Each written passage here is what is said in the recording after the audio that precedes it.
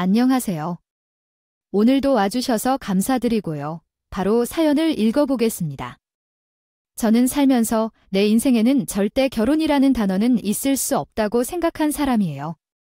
특히나 제 앞에서 피는 물보다 진하다는 말을 하는 사람들이 제일 이해가 되지 않았죠. 이 말을 들을 때마다 싫기도 했고요. 제가 이런 생각을 가지고 있는 이유에는 크게 한 가지가 있어요. 바로 제 친정엄마 때문입니다. 보통의 부모라면 자기 아이가 눈앞에 아른거리고 안 보이면 보고 싶고 본인이 힘들어도 아이만큼은 잘 되기를 바라는 그런 생각들을 가지고 있잖아요. 그런데 제 어머니는 그렇지 않았어요. 저는 남들과 다른 부모와 함께 자랐죠. 제가 남들과 다른 엄마를 가졌구나 싶은 생각을 가지게 된 것은 생각보다 어린 나이였죠. 이미 철이 들기도 전에 집에서 엄마의 눈치를 보아야 했고요. 부모가 있는 사람보다 차라리 없는 게 낫다는 생각을 했을 정도였어요. 이렇게 엄마만 이야기하면 아버지는 뭐 하셨냐고 궁금해하는 분들이 분명 있겠죠. 안타깝게도 아버지는 제가 어릴 적 돌아가셨어요. 그래서 아버지의 정이라는 것도 느낀 적이 없죠. 또 이런 아버지의 죽음이 지금의 엄마의 생활을 앞당기는 방아쇠가 된 것 같기도 해요.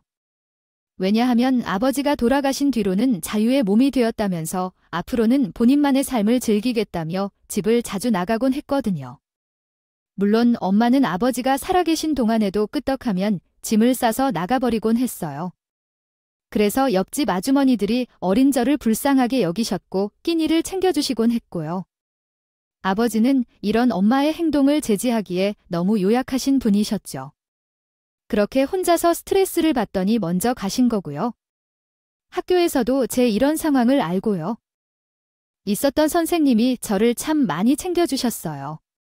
이런 어린 시절을 겪어서 그런지 저는 부모라는 사람보다는 제게 도움을 주었던 많은 사람들이 더 저의 부모처럼 느껴졌죠. 하지만 결국은 다른 사람들이 생각하는 부모는 될 수 없었지만요. 이렇게 학창시절을 보내고 집을 들락날락하던 엄마는 제가 성인이 되고 난 후부터는 거의 넌 너대로 알아서 잘 살고 엄마는 엄마대로 잘 살겠다며 거의 연을 끊고 사는 것처럼 행동하셨어요. 저는 어릴 때부터 있었던 일이라 그냥 무덤덤하게 받아들였고요. 그리고 부모와 정이라는 것을 쌓을 시간도 없었으니 당연하다고 생각했어요. 그래도 어렵게 대학을 졸업하고 취업을 했어요. 그런데 어디서 제가 취업을 했다는 소식을 들은 건지 취업하고 얼마 지나지 않아서 엄마가 제게 연락이 오더라고요. 처음에는 모르는 번호로 오는 전화라서 무시하고 있었는데 계속해서 전화가 오니 아는 사람인가 싶었죠. 그래서 얼른 전화를 받았고요. 저는 그 전화를 받음으로 인하여 불신에 빠졌어요. 엄마는 부끄러움도 없는지 월급 날마다 연락이 와서 돈을 빌려달란 말만 했어요. 처음에는 어린 마음에 엄마가 힘든 생활을 하나보다 싶어서 돈을 선뜻 빌려주었죠. 하지만 계속되는 요청에 저는 이상함을 느꼈고 더 이상 돈을 빌려주기 싫었어요. 또 내 생일도 모르고 사는 사람인지를 의심이 되기도 했고요. 이런 생활에 점점 지쳐가고 하루하루를 힘들게 살아갔죠. 하지만 지금의 남편을 만나면서부터 그나마 사람으로서의 행복을 느낄 수 있었어요. 남편은 저라는 사람을 하나의 인격으로 생각하고 만나줬으니까요. 그렇다고 마냥 좋은 일만 있는 것은 아니었죠. 남편과 만나면서 결혼이라는 말만 나오면 저도 모르게 초조해지곤 했거든요. 저는 두려웠어요. 상견례 중에 엄마가 나타나는 상상만으로도 잠을 이루지 못할 정도였어요. 그렇게 결혼이라는 것을 몇 년이나 미뤘는지 모르겠네요. 하지만 이렇게 미루기만 해서는 안 되겠다 싶었어요. 그래서 어느 날 용기를 내어 엄마에게 꺼냈어요. 저도 엄마가 제 엄마가 맞는지 의심이 되는 상황인데 이런 엄마를 보고서 놀라지 않을 사람이 없을 것 같았거든요. 남편에게 엄마의 이야기를 하면서 시어머니에게도 잘 전해달라고 이야기했죠. 물론 결혼에 반대당할 각오를 하고 남편에게 이야기를 했고요. 그렇게 얼마 지나지 않아 시어머니가 저를 부르더군요. 시어머니는 저에게 예비사위와 통화를 하는 것이라며 덤덤히 차를 마시며 말했어요. 그때 나도 모르게 주눅이 들어서 말만 건네듯하고 아무 말도 못했던 것 같아요. 친정 엄마가 얼마나 경우가 없는 사람인지 알고 있으니까요. 그렇게 제가 아무 말도 없이 긴장한 상태로 앉아있죠. 시모는 조용히 입을 열었습니다. 내가 친어머니 때문에 고생이 많다고 우리 애한테 들었어. 그래서 내가 너한테 허락을 받지 않고 먼저 예비사 돈이 될 분에게 연락을 한번 해봤단다. 어머니가 아주 재미있는 분이시던데. 내 말처럼 그렇게 나쁘기만 한 사람은 아니었어. 사람이 산다는 게 생각보다 쉽지가 않잖니. 하물며 부모도 사람인데 늘 좋은 모습만 보일 수는 없는 노릇이고. 내가 받은 상처가 적지 않은 것도 알고 있어? 하지만 부모고 자식이고 내 뜻 같지 않잖아. 또 피가 섞이면 무조건 잘해줘야 한다는 생각은 이젠 옛날 생각이기도 하고, 그러니 이젠 내가 식구가 되어줄 테니 엄마를 너무 헛물처럼 생각하지 말고 더 이상 두려워하지 말고 살길 바라.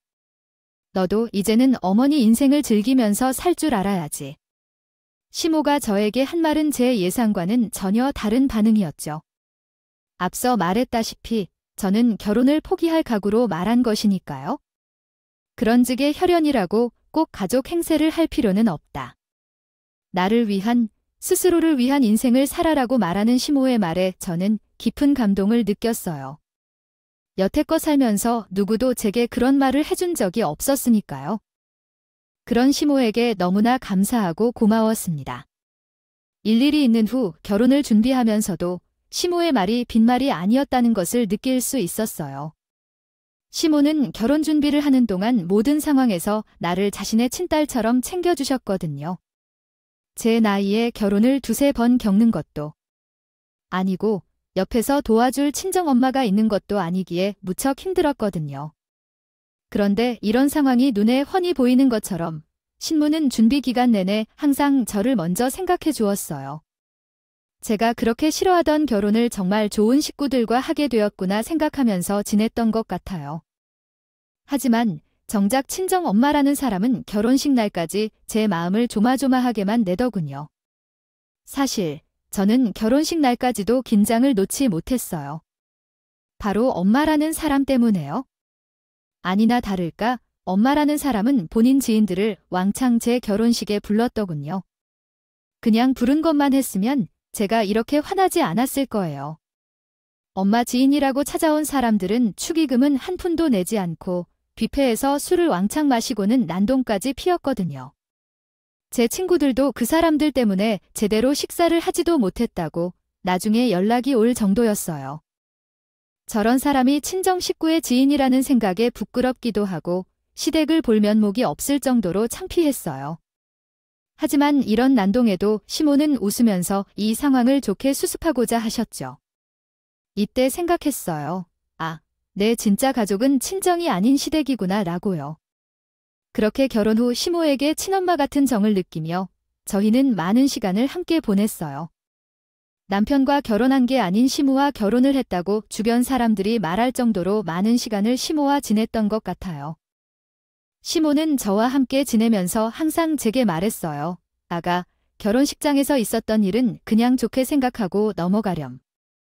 이젠 너도 우리와 연을 맺었잖니. 그러니 더 이상은 사돈을 원망하지도 말고 어차피 원망하고 싫어해봤자 힘들어지는 것은 너 하나뿐이야. 내가 부모가 되고 많은 세월을 살아오면서 느낀 것이 화를 내고 사람을 미워하는 것이 다 부질없다는 거다. 분명 너도 더 살아가다 보면 내 엄마가 왜 그렇게 살 수밖에 없었는지 이해하게 되는 날이 올 거야. 그러니 너그럽게 생각하고 내 인생만 생각하면서 살아. 시모는 제가 지금까지도 결혼식에 있었던 일을 용서하지 못하고 시모와 연락하는 것을 싫어하고 두려워하는 것을 알고 있었죠. 매번 이렇게 저를 설득하는 시모의 너그러움 덕에 저는 친정엄마를 조금씩 이해하려고 노력하기 시작했어요. 지금은 어느 정도 엄마를 이해하고 있고요. 전 정말로 제 생에 이런 시댁이 있을까 싶을 정도로 시모를 좋아하고 있었죠. 그런데 시끄럽게 생활을 떨어뜨린 문득 얼어붙는 등 기다린 방법을 세웠어요. 요리사들은 차야, 칠면조야, 내 복종을 충족하게 만들어야 했구나 하고 굴 정리했지요. 남편의 말에 동의해서 제 차를 팔게 되었죠. 그렇게 남편의 차 하나로 샀어요. 남편은 결혼 후 어느 순간부터 사업을 준비한다고 말했거든요. 다니던 직장도 그만두니 남편은 백수나 다름없었죠. 그런데 백수가 벌이가 어디 있겠어요? 남편이 일을 나가자는 기간이 길어질수록 생활이 빠듯해지기 시작하더군요. 생활이 힘들어지니 남편은 제가 어머니께 갈 때마다 어려운 티라도 내서 돈 한 푼이라도 받아오기를 바라는 것 같았죠. 당신 엄마 집에 갈 때마다 왜 빈손으로 와? 당신은 모르겠지만 우리 엄마 그렇게 못 사는 사람 아니야? 지금은 나보다 당신이 더 사이가 좋으니까 집에 가야 돼. 우리 좀 사는 게 힘들다고 어필 좀 하고 오고. 그래? 지금 내가 사업 준비하느라 힘드니까 아이 뭐라도 받아와야지. 안 그래? 다음에는 엄마한테 말해서 꼭 뭐라도 하나 가지고 와 알겠지. 시모의 집에 가는 조를 항상 붙잡고는 이렇게 말하니 청개구리. 심포로 더욱 시모에게 손에 벌리기 싫었죠. 저는 이런 남편의 태도가 이해되지 않았어요. 굳이 말하자면 내 엄마가 아닌 남편의 엄마인 거잖아요. 본인이 직접 찾아가서 이야기하면 되는 것을 왜 나한테 말하게 시키는지도 모르겠고요. 남편은 한 푼이라도 받았으면 쉽겠지만 전 절대로 시모에게 힘들다는 내색을 하기 싫었죠. 평소와 같이 지내던 어느 하루, 저는 없어진 제철에 대신해서 남편 차를 타고 외출을 하게 되었어요. 그런데 차가 너무 지저분하더라고요. 그래서 약속 장소 근처에서 세차장을 찾아서 세차를 맡기고 보리를 보고 왔어요. 그런데 세차를 하시던 사장님이 차 조수석 틈에서 발견했다며 카드키 하나를 건네주시는 거예요. 카드키는 어느 빌라의 이름과 주소가 적혀 있더군요. 저는 기분이 들어서 그 카드의 주소대로 찾아갔죠. 찾아간 집 앞에서 한참을 망설이다가 개문을 열고 들어가 보니 거실에 남편이 입던 셔츠와 레이가 걸려 있더군요. 최근 사업을 핑계로 허구한 날 집에 들어오지 않던 이유가 이거였구나 싶었어요. 전 그 자리에서 한참을 주저앉아 울었어요. 그 집에는 남편의 옷만 있는 것이 아닌 낯선 여자의 옷까지도 함께 있었거든요. 아, 남편이 불륜을 저지르고 있었구나. 남편은 이제 나를 사랑하지 않구나라는 생각을 했죠. 그래도 남편의 불륜 증거를 이대로 남겨놓고 가서는 안 되겠다는 생각에 벌벌 떨리는 순으로 열심히 집안 곳곳에 사진을 찍었어요. 그리고 집을 나서고 술 몇 병을 사서 시무가 있는 곳으로 향했죠. 이 어이없는 상황에 이혼을 당당하게 말해도 될 처지였지만 도저히 입이 떨어지지 않았어요. 우리 부부의 상황을 시모에게 알리려니 면목이 없었거든요. 그렇다고 이 상황을 그대로 넘길 수만은 없기에 조용히 찍은 사진을 시모에게 보여주면서 말했어요. 어머니, 제가 이 사람과는 도저히 힘들 것 같아요. 제가 오늘 간 곳에 있던 상황이에요. 사진을 찍으면서 얼마나 눈물이 나던지. 사실 어머님께 말씀드릴까 말까 고민하다 이렇게 말합니다. 죄송해요. 어머니. 다른 건 다 참고 살 수 있어도 이것만큼은 도저히 아닌 것 같아요. 정말 너무 면목이 없습니다. 죄송합니다. 제가 건넨 사진과 이야기를 듣고 시모는 저를 말리지 않겠다며 마지막으로 자기 부탁 하나만 들어달라고 하더군요. 이 상황에서도 저나 남편에게 화내기보다 저를 먼저 달래주고 오히려 본인이 미안해하면서 이야기를 하니 저도 시모에게 미안한 감정이 더 많이 들더군요. 아이고, 결국은 그 녀석이 사고를 치고 마는구나. 내가 나에게 미안할 게 뭐 있겠니? 잘못은 오히려 내 자식이 너한테 했는데. 안 그래도 마음에 상처가 많은 사람한테 더 상처를 준 녀석이 내 자식이라니. 내가 오히려 더 미안하구나네. 심정은 충분히 이해한다.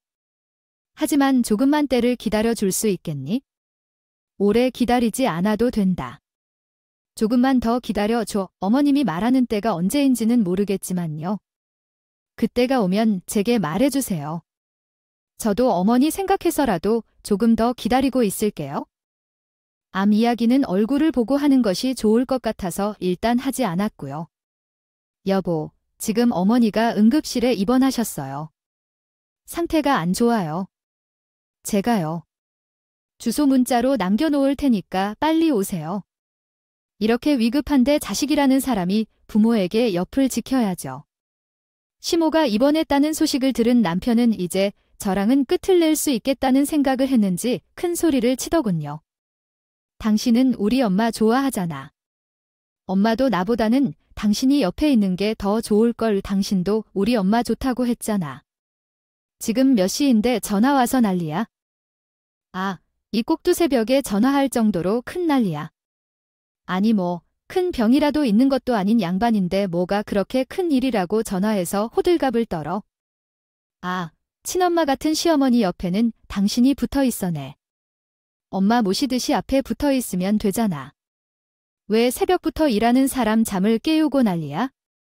앞으로 이런 쓸데없는 걸로 전화 좀 하지 마. 알았어. 제가 본인의 불륜 사실을 알아도 된다는 건지 옆에서는 낯선 여자의 목소리도 들리더군요. 제 전화에 둘 다 잠을 깼다는 사실이 남편에게는 더욱 중요한 것처럼 느껴졌죠. 그리고 아무리 그래도 자기 엄마인데 아프다는 말을 들었으면 그래도 얼굴이라도 비춰야 하는 거 아닌가요? 순간적으로 그런 남편에게 너무 화가 났죠. 그러고도 사람이야. 자기 엄마가 아프다는데 지금 무슨 소리를 하는 거야? 당장 병원으로 오지 못해. 지금 어머니가 위중하다고 말하는데 도대체 잠이 왜 중요해? 내가 당신이 오면 말하려고 했는데 어머니야. 미래. 그것도 말기. 지금 정말 상황이 급해. 이런 상황에서 친자식이 옆을 안 지키면 누가 있는단 말이야? 아무리 내가 어머니와 친하고 사이가 좋더라도 어머니 자식은 당신이라고. 정신 차리고 빨리 응급실로 와. 아무리 잠을 지금 깼다고 하더라도 일에 대중을 하려고 제가 어머니가 암이라고 위중하다고 말을 하는데도 남편은 거짓말이라며 오히려 저를 의심하더군요. 당신 지금 나 부르려고 거짓말하는 거 아니야? 얼마 전에 당신이 지금 내가 있는 곳에 왔다 갔던 걸 알고 있어? 지금 엄마랑 자고 나 부르려고 하는 거 아니냐고. 이왕 이렇게 된 거 우리 그냥 이혼해. 어디 감히 엄마를 팔아. 내 남편은 제가 그 빌라에 갔었던 사실을 알고 있더군요. 더군다나 지금 제가 이렇게 소란을 피우는 게 시무랑 짜고 자기를 불러서 뭐라고 하려는 게 아니냐고 어처구니가 없었죠. 사람이 아무리 그래도 자기 부모를 팔아서 그런 일을 하겠어요? 남편의 사고방식이 도저히 이해되지 않았죠. 더 이상은 입이 아플 것 같아서 당장 응급실로 오라고 말하고는 주소를 문자로 남겼어요. 처음에는 거짓말이라고 생각하던 남편도 바로 움직이지 않았지만 이내 제 행동이 심상치 않던 꼴 느꼈는지 몇 시간이 지나지 않아 병원으로 왔더군요. 그제야 시모의 손을 붙잡으면서 울먹거렸고요. 정말 남편이 그렇게 가증스러울 수 없었어요. 그렇게 새벽에 입원한 시모는 며칠도 버티지 못하고 세상을 떠나셨어요. 이미 수술하기에는 너무 늦었고 손 쓸 방법이 없다고. 제가 할 수 있었던 일은 최대한 어머니가 고통을 느끼지 않도록 도와주는 일밖에 없었죠. 하지만 끝내 숨을 거두셨고요. 정말 너무나 싶었어요. 제 친모가 돌아가신 듯한 기분이 들었죠. 장르를 준비하면서 얼마나 울었는지 모르겠어요. 지금도 그때만 생각하면 가슴이 먹먹해지곤 합니다. 이런 시모의 장례식장에서는 어처구니 없는 일도 일어났지만요. 시모의 장례식 때부터 남편은 불륜을 이제 더 이상 숨길 의지조차 없는지 불륜녀를 대동하고 당당하게 장례식장에 나타나더군요. 시모와 친하게 지내던 조문객은 무슨 일인가 싶어서 저를 한번 쳐다보고 남편이 데려온 불륜녀를 쳐다보고 한 사람의 죽음을 기리는 자리에서 이렇게까지 했어야 하나 싶었죠. 불륜녀를 데려온 남편에게 한마디라도 쏘아붙이고 싶었지만 저는 시모의 장례를 소란스럽게 만들기 싫었어요. 그래서 장례가 끝나는 날까지 얌전히 지내려고 했죠. 하지만 저만 조용히 지낸다고 해결되는 일은 아니더군요. 제가 아무런 생각 없이 그 여자에게 시선을 주기라도 하면 남편은 쌍심지를 켜고 달려드는 거예요. 그러면서 오히려 자기가 큰 소리를 내더군요. 이젠 제가 아니라 그 여자가 자기 아내라면서요. 얘야, 엄마 장례식 날이야. 내가 여기서 왜 왔는지 이제 말해줄래? 여기서 날 말리려고 온 어디 어머니는 없어. 알겠어. 그리고 쥐뿔도 없이 날 결혼시켜준 주제에게 지금까지 먹여주고 재워줬으면 만족해야지. 당신은 어머니를 도와주는 간병인 이상도 못 돼, 알겠어?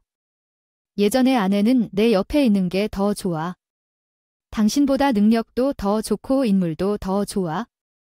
그래서 내가 당신 대신 그 여자와 살았겠지? 당신은 나한테 그냥 어떤 연결고리일 뿐이야. 도구였어. 예전에는 재산도 받을 수 있었겠지만 당신과의 연결을 이어갈 이유는 없어. 전 남편이 나한테 그러는 것도 참았어. 시모 곁에서 끝까지 지키고 싶었거든. 제게는 부모란 이름의 종을 처음으로 주신 분이셨으니까. 남편의 말에 꼬리를 내지 않고 도망치고 싶진 않았어. 하지만 남편은 그런 내 생각을 아는 건지 모르는 건지 어머니 장례식장에서 여전히 재산 처분에만 정신이 팔려 있었죠. 얘야, 이것 봐. 내가 말했던 우리 엄마 땅 말이야. 이번에 비싼 값에 팔렸다고. 줬던 여자는 잊어버리고 당신이랑이 돈 펑펑 쓰고 살 날만 남았어. 내가 말했지. 저 여자한테 우리 엄마 구슬리기 놔두고 있으면 재산도 저자로 물려받을 거라고. 우리 엄마가 쟤는 엄청 예뻐했거든. 그러니까 내가 어떻게 잊고 살았지? 아니면 전 못생긴 년을 왜 데리고 살았겠어? 남편은 전에 받은 땅이 팔렸다며 콧노래까지 부르며 불륜녀와 이야기하더군요. 아무리 그래도 엄마 영종사진이 코앞에 있는데 너무하다 싶었죠. 당신은 지금 콧노래가 나와. 아무리 그래도 당신, 어머니야. 자식된 도리로 예의를 지키라고. 그깟 재산이 중요한 게 아니잖아. 당신이 무슨 상관이야. 진짜 우리 가족이라도 돼. 웃기지 마. 당신 같은 건 내가 이혼 서류만 접수하면 우리 가족도 아니야. 우리 엄마랑은 남남이고 엄마가 아주 딸 같다고 말하니까 진짜 딸이라도 된 것 같아. 웃기지도 않네. 꿈도 꾸지 마. 우리 엄마 재산은 단 한 푼도 못 주니까. 그렇게 시모의 장례가 끝나자마자 남편은 합인에 도장을 찍으라고 반협박으로 치게 말하더군요. 이미 저번에 처분했다는 시모의 재산으로 불륜녀와 살 집까지 마련한 상태라고요. 그리고 제게 흰 봉투를 던지더니 이거나 먹고 떨어지라는 듯이 정리를 강요했죠. 그런 남편의 옆에서 불륜녀는 기름을 부었고요. 얘야, 내가 이 정도나 챙겨주는 게 다행인 줄 알아? 누가 마음도 없는 여자한테 500이라는 과금을 주겠어? 변호사 고용할 돈도 없는데 내가 그래도 변호사 비용은 하라고 주는 거야? 그거 그러니까 그 돈이라도 챙기고 싶으면 좋게 좋게 이혼 합의해라. 나도 그건 같이 보냈던 정이 있으니까 좋게 끝내주는 거야. 알겠어. 맞아. 마음 떠난 남자 붙잡고 싶어요. 그렇게라도 질척거리면서 살고 싶을까? 나라면 그렇게 못 산다. 정말 사람이 염치가 있어야지. 시어머니가 남긴 재산이 그렇게도 탐이 나세요? 이걸 어쩌나. 우리 자기 목인데 여기서 더 눈독 들이지만 이 사람 이제 당신 남편 아니라 내 남편이니까 이 둘이 하이에나처럼 저를 물어뜯으니 정신이 없더군요. 이제 오만정이 다 떨어져서 이 남자와는 무엇이든 얽히기 싫었죠. 그거는 시모를 생각해서 옆에 붙어 있었지만 이제는 더 이상 옆을 지킬 이유도 없고요. 지금까지 견딘 이유도 다 시모의 부탁 때문이었으니까요. 더 이상 둘의 말을 듣고 있기도 힘들어서 저는 그냥 합의 없이 시원하게 도정을 찍고 집을 나섰어요. 당장에 살기 힘들 수 있겠지만 남자와 입씨름하는 것이 훨씬 더 힘들겠다 싶었거든요. 그렇게 이혼 서류에 도장을 찍은 다음 날 갑자기 시어머니의 번호로 전화가 걸려왔죠. 처음에는 내가 잘못 봤나 싶어서 두어 번이나 눈을 비비곤 다시 핸드폰에 쳐다봤어요. 그런데 확실히 휴대폰에 적혀있는 번호는 시어머니의 것이 맞더라고요. 전 꿈인가 생시인가 당황하면서 전화를 받았어요. 안녕하세요. 혹시 저 기억하시나요? 전에 어머니 옆에 있던 아니요. 어머니 옆에 있던 분이라면 누구를 말씀하시는지? 아, 혹시 매번 찾아오셨던 그 남성분 맞나요? 네, 맞습니다. 어머니가 제게 남긴 전원이 있어서 그런데 잠깐 만날 수 있을까요? 시간은 얼마 걸리지 않을 겁니다. 일단 이야기가 새어나갈 수 있으니 지금 머물고 있는 곳에서 최대한 멀리서 보시죠. 다른 사람이 들어오는 건 원치 않거든요. 물론 어머니와 관련된 이야기니 걱정은 하지 않으셔도 좋습니다. 긴 이야기가 될지도 모르겠군요. 시어머니의 번호로 전화 온 남자는 바로 시어머니를 자주 찾아오던 그 남자였어요. 갑작스러운 중저음의 젊은 남성의 목소리에 당황스러웠지만 시모와 관련된 이야기를 한다고 하니 나가지 않을 수 없었죠. 긴 이야기가 될 수도 있다는 남자의 말에 무슨 이야기일까 궁금했기에 선뜻 나가겠다고 대답했네요. 남들이 들으면 곤란한 이야기가 될 수도 있는지, 먼 곳으로 부르기에 시모가 남긴 말이 무엇인지 더욱여 궁금했기도 하고요. 그렇게 남자가 알려준 장소에 도착한 순간 익숙했던 얼굴에 마주했죠. 역시나 목소리의 주인공은 그가 맞더군요. 그래도 혹시나 다른 사람이 장난치는 것은 아니겠지 싶었지만 그 남자의 얼굴을 보는 순간 안도했던 것 같네요. 하지만 남자가 부른 장소는 굉장히 특이했어요. 하필 공사 중인 남의 집 앞에서 날 불렀으니까요. 만나기로 한 장소가 너무 이상해서 전 그 남자에게 물었죠. 실례지만 왜 이런 장소에서 이야기를 하는지 여쭤봐도 되나요? 아무리 그래도 여기는 조용히 이야기하기는 힘들 것 같은데요. 아무래도 이야기하기에는 좀 어수선하죠. 제가 돌아가신 어머니의 부탁을 받아 공사를 시작한 지 얼마 되지 않아서요. 안 그래도 어머니가 형수님과 함께 한 번은 여기 같이 오고 싶어 하셨는데 갑작스럽게 돌아가셔서 제대로 이야기도 못했겠네요. 따로 어머님께는 이야기는 없으시죠? 여기 보이는 공사 중인 건물은 형수님 앞으로 되어 있습니다. 천천히 일단 같이 둘러보시죠. 공사 중이긴 하지만 혹시라도 마음에 안 드는 곳이 있으면 수정을 해야 하니까요. 둘러본 다음에는 어머니가 형수님 앞으로 남긴 재산에 대해서 이야기해야 할 것 같네요. 그랬더니 남자가 이 집은 제 것이라고 천천히 둘러보라고 하는 것이 아니겠어요. 그러면서 시모가 제 앞으로 남긴 재산에 이야기해야 한다고. 저는 이 상황이 믿기지 않아서 너무 놀랐죠. 하지만 그와 이야기를 하면 할수록 지금의 상황이 정말로 사실이구나 싶었어요. 그분은 제 앞으로 남겨진 재산 목록을 정리한 문서를 보여주며 한번 천천히 읽어보라고 하더군요. 읽어본 재산 목록만 해도 엄청나서요. 저는 눈만 휘둥그레 뜨고 있었죠. 남편이 그동안 시모해 재산을 탐한 이유를 그제야 알게 되었어요.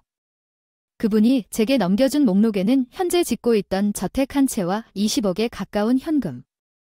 거기에 작은 상가까지 함께 적혀 있더군요. 이쯤 되니 그 남자와 시모의 사이가 궁금해지더군요. 그래서 전 물어봤죠.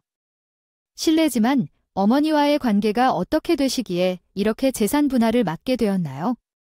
어머님이 부탁할 정도였으면 그냥 아는 사이는 아닌 것 같고 이렇게 막대한 재산이면 중간에 탐이나 하셨을 것 같기도 한데. 그리고 제가 형수님이라니? 제가 알기론 남편에게는 남자 형제는 없는 걸로 알고 있는데 제 물음에 남자는 멋쩍게 웃으면서 대답해 주더군요. 사실 저는 돌아가신 아버지의 자식입니다. 그러니까 형수님의 시아버지의 진 자식이죠. 전 남편분과는 이복 동생이 되겠네요. 어머니를 만난 것은 아주 사소한 일이었어요. 제 친구가 아버지의 봉안당을 알려주신 것이 어머니와의 만남의 발단이 되겠네요. 처음에는 아버지 봉헌당에 자주 찾아갔었어요. 그때마다 몇 번 어머니와 마주치게 되었고 어머니가 아버지께 인사하는 제 모습을 보더니 무슨 사이냐고 물으셨죠. 저는 자식이라고 대답했었고요. 그때부터였어요.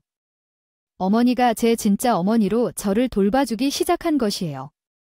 알고 보니 남자는 시아버님과 다른 분 사이에서 태어난 아들이었던 겁니다. 친모가 일찍 돌아가시고 고아로 살아가던 남자는 살아가기 힘든 나머지 시부의 봉안당을 자주 찾아갔다고 해요. 거기서 시모는 남자의 사정을 딱하게 생각해서 피 한 방울 섞이지 않았지만 자기 자식처럼 남자를 돌봐준 것이고요. 남자는 시모에게 받은 일들이 너무 감사하고 고마웠다고 해요. 저와 마찬가지로 시모에게 따뜻한 부모의 정을 받은 것이죠. 어머니와 저는 피 한 방울도 섞이지 않았지만 대학 진학에 힘든 제 상황을 보고는 흔쾌히 도와주셨죠. 거기다 학생의 본부는 공부라며 용돈도 넉넉히 주셨고요. 사실 배달은 자식인데 얼마나 밉겠어요. 하지만 어머니는 그런 제가 밉지도 않으신지 엄청 잘해주셨죠. 대학교를 졸업하고 취업한 뒤로는 오히려 제가 어머니에게 의지하고 살았지만요. 매번 갈 때마다 형수님과 마주쳤는데 처음엔 저도 당황했어요. 혹시라도 제가 어머니와 어떤 사이인지 알면 경멸할까 싶기도 했고요. 하지만 지금 보니 그러실 분은 아니었을 것 같네요. 어머니가 형수님에게 재산을 향유하실 수 있도록 충분한 준비를 해둔 이유까지 이해합니다. 시모는 여러 분야의 남성에게 넉넉한 지원을 했다고 하네요. 그래서 한 남자가 좋은 직장에 취직하면 자주 그를 찾아뵈었답니다. 게다가 회계사로 일한 후에는 어머님의 재산을 직접 관리했다고 합니다. 언제나 염려하시는 어머님은 자신의 재산을 아들에게 맡기게 되면 형수가 위험할 것이라고 늘 염려하셨죠. 아들 자신은 안심한 말 한마디도 못한 채 언제나 형수를 걱정했어요. 그런데 어머님은 이런 아들을 미워하는 마음이 없었나 봐요. 어머님은 상처받은 적이 있어서 자신의 아들이 더 고통받는 건 원치 않았어요. 목숨을 다한 후에도 자신이 남긴 재산이 형수에게 위험을 줄 수도 있겠다고 생각해서 대비를 엄중히 한 거겠죠. 추가로 자신이 병으로 쓰시고 잠시 후에는 저를 부르더니 유언 관련된 이야기도 하셨거든요. 그때 형수님과 다음 생에도 만난다면 자기 딸로 삼고 싶다고 꼭 좀 전해달라고 하셨어요. 저는 시모가 다음 세계에 본인의 딸로 살아달라는 말을 했다는 것을 전해 듣고는 다리가 풀려 주저앉았어요. 저를 예뻐하고 아껴주셨지만 그 정도까지 생각하고 있으신 줄은 몰랐거든요. 그 유언을 전해 듣고 나서야 시모가 나에게 했던 행동들이 모두 진심이었구나 알게 된 거죠. 전 예전 친모에게 받았던 상처가 싹 낫는 것 같은 느낌이 들었어요. 그날 이후 저는 시모가 마련해준 집에서 시모의 제사를 따로 치르고 있어요. 한국에서는 제사를 남자가 지낸다는 말도 있지만 개의치 않았죠. 비록 시모와 혈연으로 연결된 사이는 아니었지만 제사는 항상 최선을 다해서 지내고 있어요. 물론 시모가 좋다고 해서 남편을 용서한 것은 아니에요. 백수의 불륜까지 저지르고 자기 부모를 귀한 줄도 모르는 놈을 용서하는 것은 별도의 일이니까요. 시모도 참 힘들었을 것 같다는 생각이 들어요. 분명 시모의 성격에 전 남편을 잘못 키우지는 않았을 것 같은데 어쩌다가 이런 자식이 생겨서 마음고생을 단단히 했을 거라는 생각도 들었죠. 지금은 종종 제게 도련님 되는 그 분과 만나고는 해요. 만남에 항상 시모에 대한 이야기를 나누곤 하죠. 오히려 요즘은 도련님과 제가 더 남매 같은 느낌이 들어요. 시모라는 어머니를 둔 남매여 도련님은 현재 시모가 남겨준 제 재산도 관리해주고 있어요. 사실 처음에는 그리 믿어도 될까 싶었지만 종종 시모에 대한 이야기를 나누다 보니 나쁜 사람은 아니구나 싶었거든요. 그래서 저도 시모처럼 재산 관리를 도련님에게 맡게 되었죠. 전 항상 지금의 상황을 만들어준 어머니를 감사하며 살고 있어요. 만약에 아무것도 없이 전 남편의 집에서 쫓겨났다면 정말 밑바닥 생활을 하고 있었을 테니까요. 그래서 시모의 제사마다 매번 감사하다는 말이 잊지 않고 올리고 있어요. 물론 이러한 상황을 전 남편은 전혀 모르고 있습니다. 이번 시모의 재산을 초래할 때 도련님이 굉장히 철저하게 준비를 하셨다고 하더라고요. 시모도 본인 아들이 절대 몰라야 한다면서 전 남편의 몫과 제 몫을 철저하게 나눠서 준비하셨고요. 사실 친자식도 아닌데 이렇게까지 해주는 시모가 정말 고맙고 이제는 그립기도 합니다. 하긴 결혼 전에 전 남편과 제 사주를 본 적이 있었는데 전 남편 사주가 말년에 피눈물 흘릴 사주라고 저에게만 이야기해서 그게 기억이 나네요. 조강지쳐버리고 저러고 사는 것부터가 피눈물 흘리는 일이 아닐까 생각이 됩니다. 이혼 후 이렇게 밖에서 바라보니 전 남편과는 잘 헤어진 것 같다는 생각도 드네요. 시모는 굉장히 좋은 사람이고 고마운 사람이지만 그렇다고 전 남편의 용서할 생각이 드는 것은 아니에요. 제게 남긴 유언을 생각하면 시모도 그런 일은 바라지 않을 테고요. 그리고 저의 친정엄마에게도 제 깊은 이야기는 하지 않으려고 합니다. 저에게 돈이 생겼다는 걸 알면 득달같이 달려들어 뭐라도 할 사람이니까요. 저는 참 내 가족 운이 없는 것 같다고 생각했는데 지금은 그런 이상한 가족들 한 트럭이 있는 것보다 돌아가신 시모 한 분이 있는 게 더 낫다는 생각이 듭니다. 이렇게 해가 바뀌는 날이 오면 항상 시모가 그리워지긴 하네요. 돌아오는 어머니의 기일이 머지않아서 그런지 어머니 생각에 사연을 한번 써봤습니다. 그냥 죽음은 불행한 사람의 긴 이야기였지만 들어주셔서 감사해요. 별것 아니지만 이렇게 이야기를 들어주시는 것만으로도 고맙게 생각하고 있어요. 여러분들의 주변에도 분명 이런 사연을 가진 사람들이 많이 있을 것이라고 생각해요. 물론 실제로 본인이 이렇게 힘든 상황을 겪고 있는 사람도 있겠지요. 하지만 새해에는 이런 힘든 상황들을 잘 견뎌내고 좋은 날만 가득한 해가 되었으면 좋겠습니다.